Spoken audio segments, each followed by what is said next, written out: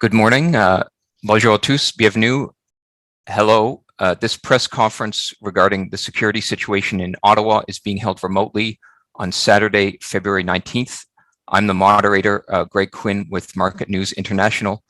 With us today, we have Marco Mendicino, Minister of Public Safety, Helena Jaczek, Minister responsible for the Federal Economic Development Agency for Southern Ontario, Mary Ng, Minister of International Trade, Yasser Naqvi, Member of Parliament for Ottawa Centre and Parliamentary Secretary to the President of the Queen's Privy Council and Minister of Emergency Preparedness, Bill Blair, Minister of Emergency Preparedness, et encore avec nous aujourd'hui, l'Honorable Mona Fortier, Présidente du Conseil de Trésor, David Lametti, Ministre de la Justice et Procureur général du Canada, et l'Honorable Dominique Leblanc, Ministre des Affaires Intergouvernementales. For those who have dialed in, I remind everyone to stick to best practices to minimize outside noise. Et pour poser une question, appuyez sur le bouton Raise Hand. Secondly, feel free to identify yourself and your media outlet when asking a question and a follow-up dans une question, une supplémentaire. I understand we have an hour for opening statements and questions today. That housekeeping done, let's begin with the opening remarks. Ministers, bienvenue, à vous la parole. Merci beaucoup. Bonjour tout le monde. I'm pleased to be joining you virtually from the traditional Indigenous territories of the Algonquin people and to be joined by a number of colleagues who will also be providing updates within their respective portfolios. Yesterday, we saw big strides taken towards restoring public order in Ottawa as a result of a massive joint operation led by the Integrated Central Command, which is made up of the Ottawa Police Service, the Ontario Provincial Police, and the Royal Canadian Mounted Police. So far, police have made over 100 arrests, removed many vehicles, and have cleared the areas around Rideau and Sussex. In fact, many of the blockades in the downtown core have either left or have been removed. Today, more progress is being made. Police are making their way through the streets methodically and responsibly. This is encouraging, but the work is not yet done. I want to express my gratitude to all of the members of the RCMP, the OPP, the Ottawa Police Service, and officers from right across the country who have been working tirelessly and around the clock to restore order in Ottawa. They have been carrying out their responsibilities in a professional, proportional, and in a measured manner. L'opération policière qui a commencé jeudi soir et s'est poursuivie tout au long de la journée d'hier se poursuit. Je tiens à féliciter tous les membres des forces de l'ordre pour leur approche tactique, leurs mesures et leur professionnalisme. Je tiens à rappeler une fois de plus à toute personne qui envisage d'entrer ou de rester dans cette zone, partez maintenant. Je tiens également à rappeler à chacun d'éviter de publier les détails des opérations ou des mouvements de la police sur les médias sociaux. Yesterday, the Ottawa Police Service Interim Chief Bell, along with members from the RCMP and OPP, held a joint press conference. And during that press conference, Interim Chief Bell noted the significant action that police have taken over the last number of days has been possible thanks to new authorities granted to the police under the Emergencies Act. To quote the chief, "Without these authorities, we wouldn't be able to do the work we are doing today." This is why our government took the careful and deliberate decision to invoke the Emergencies Act. We've given additional tools to law enforcement to ensure that we can restore public order in Ottawa, to keep open our borders for trade and for economic security, and to ensure that we are upholding public safety across the country. The very carefully tailored measures which have been included as part of the declaration under the Emergencies Act are targeted, they're time limited, and they are charter guaranteed. Enfin, je veux partager quelques détails sur notre progrès dans la lutte contre le financement de ces blocages illégaux. Lors de la réunion d'hier du groupe d'intervention en cas d'incident, nous avons été informés des progrès réalisés dans la mise en œuvre des mesures financières prévues sur la loi sur les situations d'urgence. Jusqu'à présent, les fournisseurs de services financiers ont gelé au moins 76 représentant environ 3,2 millions de dollars. This is another example on how the concrete and targeted measures under the Emergencies Act are being put into effect. We have been able to freeze at least 76 accounts representing $3.2 million that were attributable to the illegal blockades. Additionally, FinTrack's pre-registration process is ongoing, and it is working with small and medium-sized banks to implement the Emergency Act's orders. As we have said all along, we have taken the decision very carefully, very thoughtfully, and as a measure of last resort to invoke the Emergencies Act.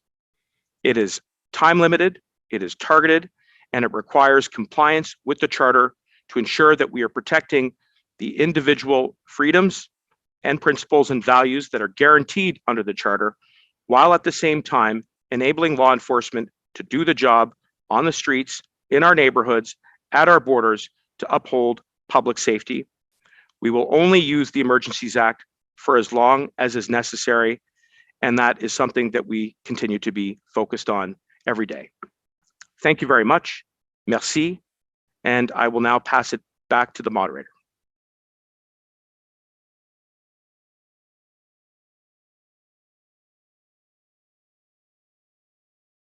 Okay, thank you for those statements. We will now turn to questions. The first one I see is David Aiken, Global News. David, over to you. Sorry, there was maybe other statements to be said before, moderator, if you would let us. Yes, I'm sorry. Go ahead. Thank you. I think you're next. I believe I am. Good morning, everyone. Bonjour à tous. I would like to acknowledge that I'm joining you virtually from Holland Landing, and I am here today on the traditional territory of the Anishinaabe of the Williams Treaty First Nations, Huron-Wendat, and Métis Nation peoples.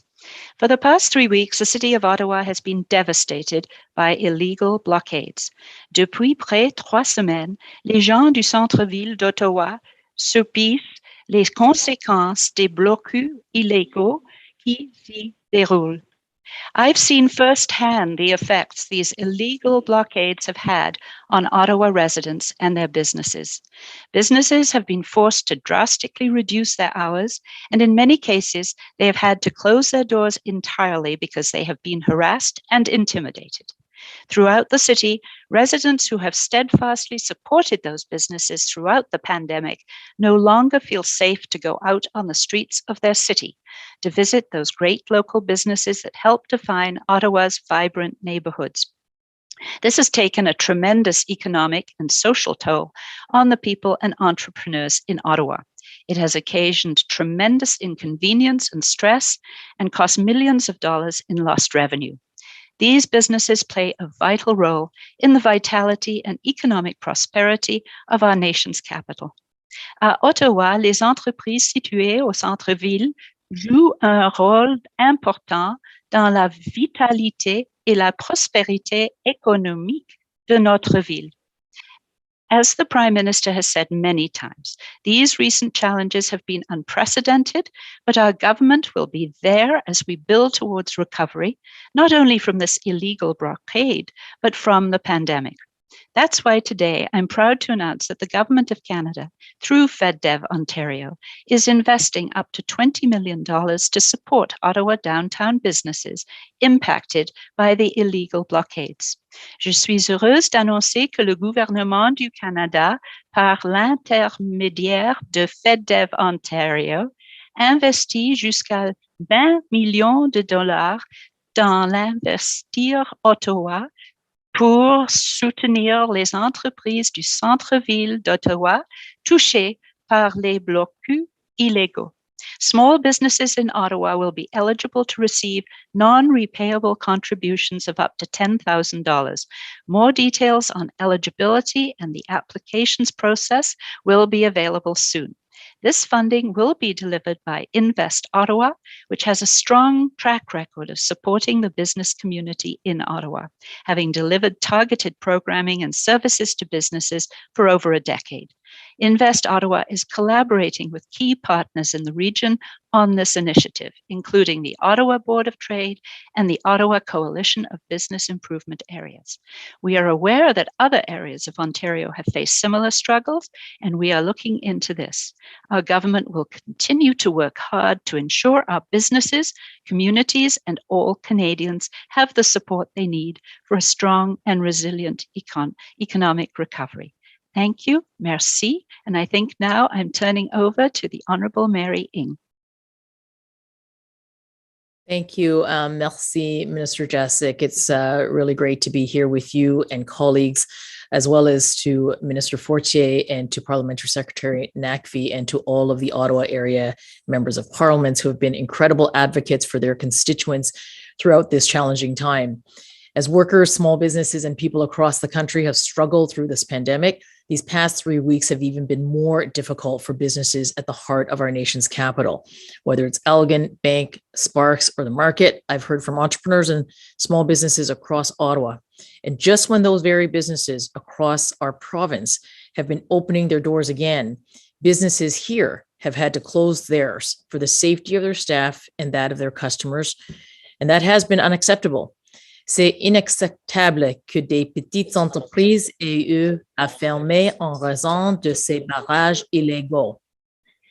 This $20 million in support from our government will bring much needed relief to heavily impacted Ottawa businesses. And I want to thank Invest in Ottawa for their ongoing collaboration with FedDev to deliver this important support.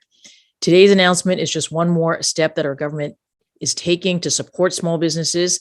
Since the start of this pandemic, we've invested in crucial supports, including the wage subsidy, the rent subsidy, the hardest hit business recovery program, and recently extended lockdown supports. Businesses have relied on these programs and will continue to have to count on them so that we can bridge them to recovery. As the Prime Minister, Deputy Prime Minister, and my ministerial colleagues have said, no one has the right to illegally occupy our cities, disturb our communities, and to cause serious harm by shutting down small businesses and preventing hardworking Canadians from being able to work. We will continue to have your backs through this pandemic, just as we have done, and we will drive towards a strong, inclusive, and sustainable economic recovery. And to the Canadians who are listening to this, when these businesses reopen, please support our local businesses in Ottawa. I know I will. Thank you so very much. Merci tout le monde. And over to you, Minister Fortier. Thank you, Mary. Bonjour. Merci pour votre présence. Good morning, and thank you all for joining us today. Vous savez, les dernières semaines ont été particulièrement difficiles pour nos entreprises locales, nos organismes communautaires, nos travailleurs et nos familles. Les résidents d'Ottawa et de toute la région de la capitale nationale ont subi et continuent de subir une situation qui est inacceptable. Nos petites entreprises ont fait preuve d'une incroyable résilience tout au long de cette pandémie. Nos services essentiels ont été aux premières lignes de cette pandémie et nous ont aidés à maintenir la sécurité des résidents. We know that in the past weeks, many businesses have been forced to close their doors and have been subjected to intimidation, harassment, violence, and hatred. This situation has caused major disruptions of access. It has impacted staffing, delivery of goods, and generated significant loss of revenue. This is unacceptable. We are here to let you know we stand with you, and we will continue to have your back. Today's announcement demonstrates our government's commitment to making sure our downtown Ottawa businesses have the relief funds they need to recover. In the past weeks, I've had numerous conversations with Mayor Watson. I've also spoken and listened at lengths with city councillors, representatives of local BIAs, OCO BIA, the Ottawa Business Trade, le regroupement des gens d'affaires de la capitale nationale, Invest Ottawa, and business and community leaders. I have been actively engage with concerned businesses owners, residents, and organizations through countless phone calls, emails, and text messages. They have shared firsthand with me the disruptions to their livelihood and well-being. Et je sais également que de nombreux travailleurs ont été touchés car ils n'ont pas pu quitter leur domicile en raison des barrages routiers et de l'insécurité, ou que leurs employeurs ont dû fermer leurs portes. Les employés admissibles peuvent appliquer à l'assurance emploi et nous continuons d'explorer les options pour offrir des soutiens additionnels. Cette annonce aujourd'hui est possible grâce au travail acharné de mes collègues ici présents, mais aussi grâce au dévouement de mes collègues de la région de la Capitale-Nationale qui, depuis le tout début, se trouvent au premier rang de l'immense pression et des difficultés engendrées par cette situation. Ils ont été à l'écoute, ont partagé les préoccupations des résidents, des travailleurs et des entreprises dans leur communauté et ont su défendre leurs intérêts férocement. Merci pour votre travail et nous allons continuer à s'assurer que nos entreprises puissent reprendre rapidement. Merci. Je passe la parole à mon collègue d'Ottawa Centre, Yassir Nakvi. Merci beaucoup, la ministre. Thank you very much. For the past 22 days, members of my community have been held hostage by an unlawful occupation. Les membres de ma communauté qui vivent et travaillent dans la centre-ville souffrent. They have been harassed, subjected to hurtful and racist symbols, and there has been reports of assaults. For weeks, many businesses downtown have had to close their doors to ensure staff safety and security of their shops. Whether that is Moo Shiu Ice Cream on Bank Street, Ayana Restaurant on O'Connor, or Yemin Dim Sum on Kent Street, they and others have all had an incredibly rough time. The list goes on and on. Throughout the pandemic, the federal government has been there for small businesses and workers. Now is no different. I'm pleased that today's funding announcement will help businesses in Ottawa's downtown core recover from the impacts of these protests so that they can continue serving our community. Thank you to Invest Ottawa for helping us quickly distribute the support to those in need. We know how valuable Invest Ottawa has been for our region and for so many businesses who have been impacted by the pandemic, and will now be there to support businesses who have been impacted by these unlawful protests. I would also like to address the workers who have been impacted by these protests. Please do know that we are seeking further measures that can provide relief for you. At this time, the Canada Worker Lockdown Benefit, CWLB, which gives temporary income support to employed and self-employed people who cannot work due to COVID-19 lockdown, continues to be available. My colleagues and I are working closely together to seek further measures that will provide support during this difficult time. And finally, to the residents of Centertown, I know this has been an unimaginably difficult time. No, we will get through this together, and better days are to come. Thank you everyone for joining. Merci à tous. Media availability will now follow. Thank you. Thank you, Ministers. Merci. Again, if you have a question on the call, please use the raise hand button to indicate your interest. I will turn to the first question. David Aiken, Global News. Thank you very much, Greg, and thank you, ministers. I don't have a statement, just questions. And the first one, I guess, probably for Minister Mendicino or Minister Lametti, but I guess, Minister Mendicino, I think you mentioned that this Emergencies Act will remain in place as long as it needs to. And I'm watching what seems to be a very successful police operation, we hope, wrap up right now here in Ottawa. What are you looking for as the public safety minister to say, right, that's it, we don't need the special powers anymore in place? What are some of the things that Canadians can say, I see, that this can be lifted? And to be honest, could it be lifted by the end of the weekend? Well, I think it's an important question. And as I've said a number of times, David, that the situation is very fluid. So I agree with you on the surface. There does appear to be good progress that is being made on the streets in Ottawa. And I do want to take a moment to express our profound gratitude to the members of law enforcement who've been carrying out this work under extraordinarily difficult conditions. It's not just all of the uncertainty that the illegal blockades and those who are dug in present, but yesterday the weather took a turn for the worse, and certainly, we're watching all of those variables play out in real time, and we're all on pins and needles for the safety of those who are on the streets, principally the residents who, as you heard from MP Nakvi and Minister Fortier, have been under siege now for far too long. We're concerned for the safety of those law enforcement individuals who are carrying out their responsibilities with great professionalism and under incredible stress. And we're also concerned for the safety of those individuals who have become intermingled with the illegal blockades. Thus far, I think we're all relieved that there has been a very minimum amount of confrontation and violence, and we certainly hope that that will continue to be the case going forward. And the best way for that to happen is that those who are still here go home, as we have said time and time again. And as for the Emergencies Act, there are many safeguards that are built into the Act to assure that we only use it for as long as is necessary. And so when it comes to making that determination as to when the conditions are no longer present such that the Emergencies Act are required, the declaration and the orders are required, first and foremost, I want to make sure that we take the advice of law enforcement. We're in routine touch with the commissioner of the RCMP and with other members of law enforcement.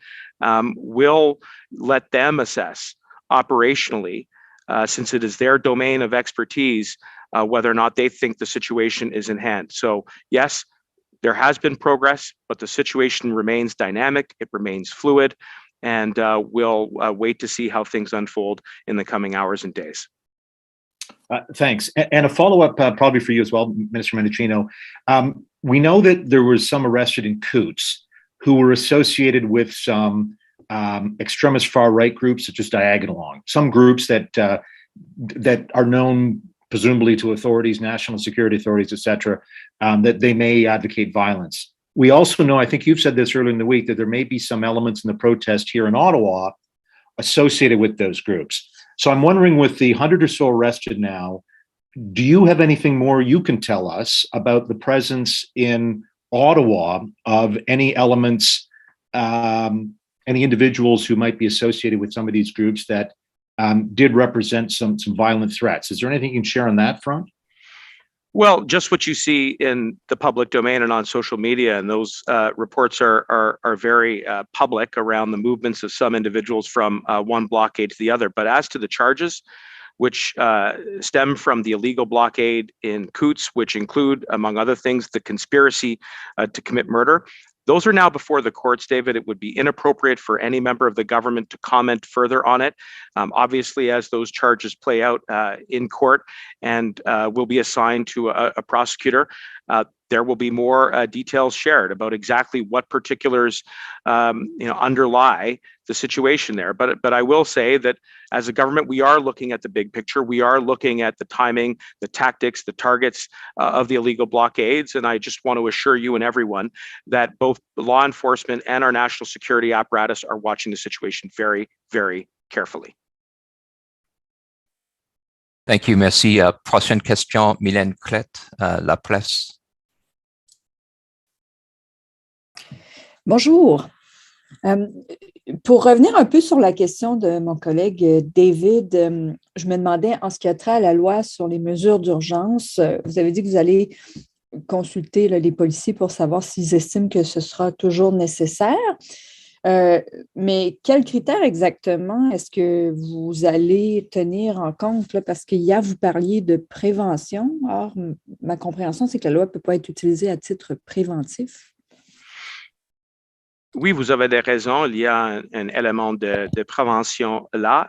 parce que la situation restait fluide, restait dynamique sur le terrain, pas seulement en Ottawa, mais même à les frontières où le jour avant hier, il y a un effort, une opération de les blocades illégales de résumer, recommencer le blocade à la pont d'Ambassadeur.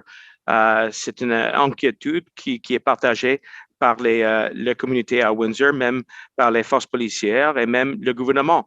Donc, ça, c'est une des raisons que les outils dans les déclarations, dans les ordres de la loi de mesures d'urgence restaient nécessaires. Et peut-être quelques autres perspectives. Je vais passer la parole maintenant à le ministre Lametti. Merci, Marco. Merci, Mylène.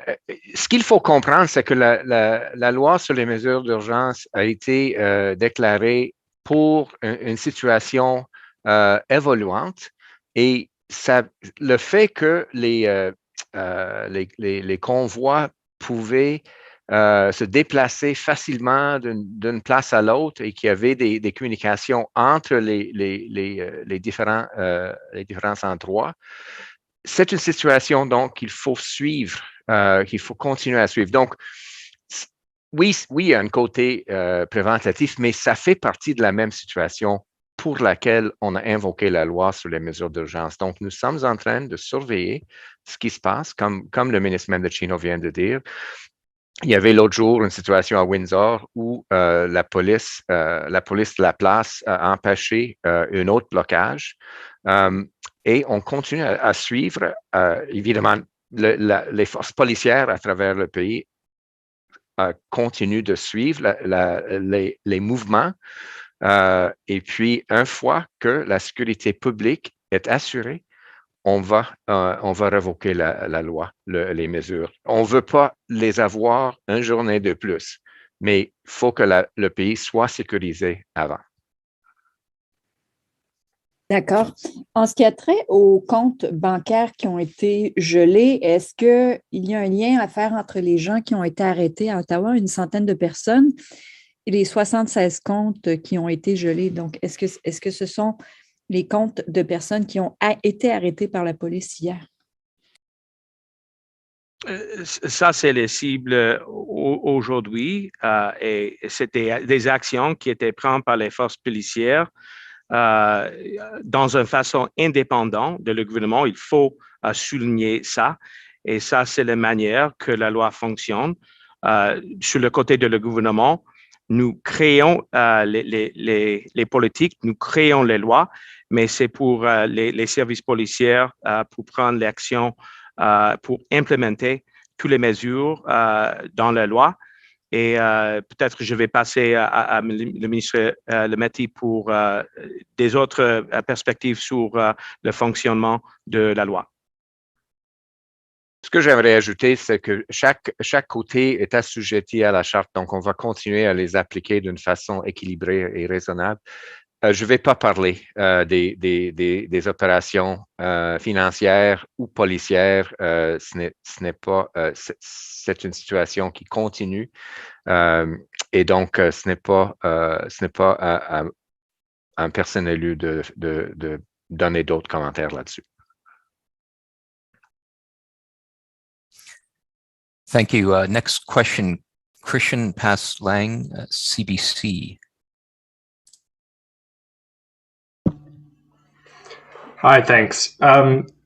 Minister Mendicino, this is probably for you. You mentioned the amount of accounts that have been frozen and the number of and the amount of money involved in that. Can you clarify for us what happens to the money in the accounts when they're frozen and what may happen following the end of the emergency? Well, the operationalization of the measures under the Emergencies Act is something that is being undertaken by police in conjunction with financial institutional partners, including the banks. So that is being done in an independent manner on the operational side, and it would be inappropriate for us to comment further due to operational sensitivity and to preserve the integrity of what is going on right now, which is a very sophisticated, highly coordinated operation that is being carried out by enforcement in real time. But I would stress that the numbers that we have been able to provide to you thus far, again, with the cooperation and the advice of law enforcement, shows very obviously how the Emergencies Act is being used to bring about the conclusion and the peaceful conclusion of the illegal blockades.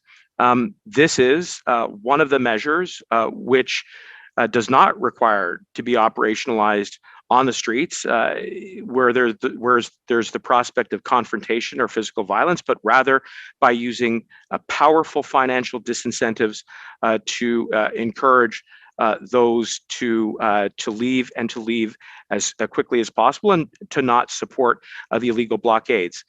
I'd also point out that yesterday, Interim Chief Bell, who is the current police chief of the Ottawa Police Service, stressed that they would not be able to be carrying out the operations that are playing out right now in the streets of Ottawa, but for the invocation of the Emergencies Act. Now, this is a nonpartisan, professional police officer with many years of experience on the front lines who understands what existing authorities there were prior to the Emergencies Act being introduced, who has said in no uncertain terms that this is an important and an essential tool. And while we're seeing progress, it is important to recognize that the operation is not yet concluded. And so I think here we have an example of someone with great experience and perspective, understanding and recognizing that up until the introduction of the Emergencies Act, that there were many challenges that had been presented to police and to law enforcement in bringing about the end of the illegal blockades, and not only here in Ottawa, but right across the country. And I want to assure you and everyone that is watching that this is a tool that is being used effectively to bring about the conclusion of the illegal blockades peacefully, expeditiously, but within the parameters of the Charter. For my follow-up, while the police operation is happening in downtown Ottawa, MPs just really meters away are debating the Emergencies Act in the House of Commons. Can maybe Mr. Mendicino again, can you describe any steps that might have been taken to secure the House of Commons while this is all going on? Security on the Hill is governed by the Sergeant at Arms and the PPS, who has the jurisdictional responsibility to ensure security on the Hill. But I want to emphasize that there have been open lines of communication between the PPS, the Sergeant at Arms, as well as the RCMP and members of the Integrated Central Command. We're very concerned for the safety of MPs and staff and all parliamentarians who are working on the Hill. In fact, as you saw, many of the blockades were concentrated on Wellington Street, at Rideau and Sussex.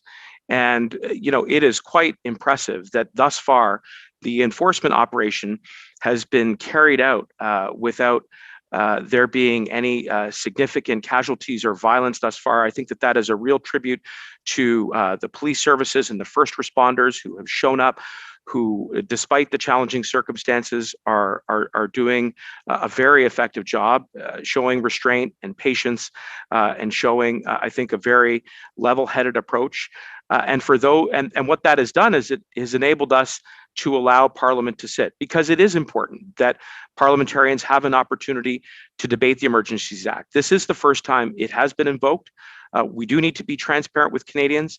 From the government's point of view, the measures that we have introduced are very targeted. They're very circumscribed to the circumstances that present us, and they have to be consistent with the Charter. And we're very motivated to giving all parliamentarians an opportunity to debate very publicly in the open chamber those measures, so that we can be informed as to the necessity of the Emergencies Act, so we can bring about the peaceful conclusion to the illegal blockades. Thank you. I'll make one last call around to see if anyone wants to raise their hand for a question, and in the meantime, I'll throw one in. I wanted to know about the economic risk behind the emergency. We've seen border blockades. How might the government respond if we see another border crossing being blocked after the emergency order lifts? would economic damage to Canada be enough to bring in emergency measures or to take other strong action? It's an important question. I'll say a few words and then I'll pass to Minister Lametti and other colleagues. But certainly the economic impact that was caused by the blockades at the Ambassador Bridge to the tune of nearly $400 million a day, that idled jobs, that saw plants shut down, that created a devastating negative impact on the manufacturing sector, but not only in southwestern Ontario, across various supply chains, cannot be overstated. And certainly, given the tactics that have been used by the illegal blockades to interrupt those supply chains at our borders, at other critical infrastructure, including at national symbols like Parliament, like provincial legislatures, like some of our war monuments, remains a going concern. And so there is absolutely an economic aspect to this that does present a very serious threat to our economic security, to our trade relations with the United States and other partners, which are critically important to our sovereignty. And that is indeed one of the things that I think Minister Lametti's rationale and explanation paper in support of the invocation of the Emergencies Act spells out, and I will turn it to him to elaborate further.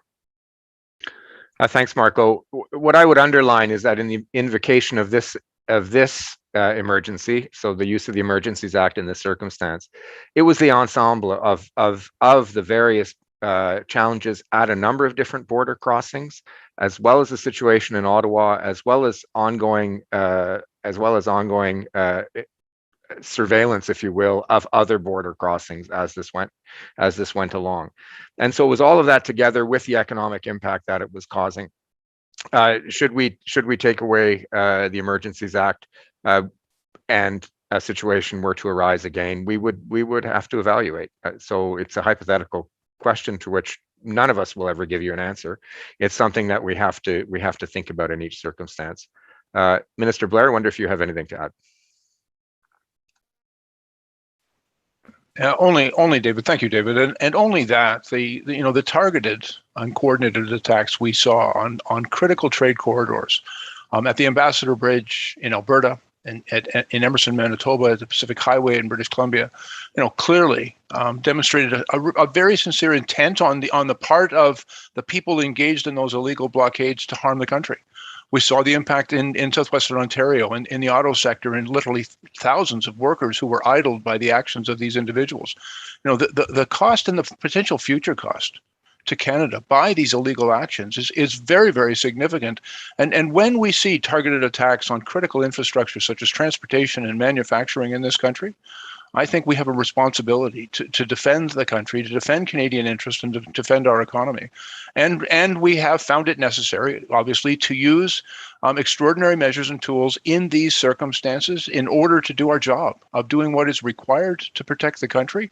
And we'll always stand on guard for Canada's interest and support the important work that law enforcement does and others in keeping Canada safe. Can I just make a comment here around international trade? It is extremely important that that our trading partners continue to have the confidence in our relationship, and particularly in this trading relationship. I won't repeat what colleagues have already said, but in Canada, 1 out of 6 jobs in our country is related to trade. So it's very, very important to the economic security and that of the jobs and people in our communities across the country. Thank you. I see no more questions on the line. So unless you'd like to give any final comments, it appears to be all we have for today. So thank you. Merci, miigwech. Thank you.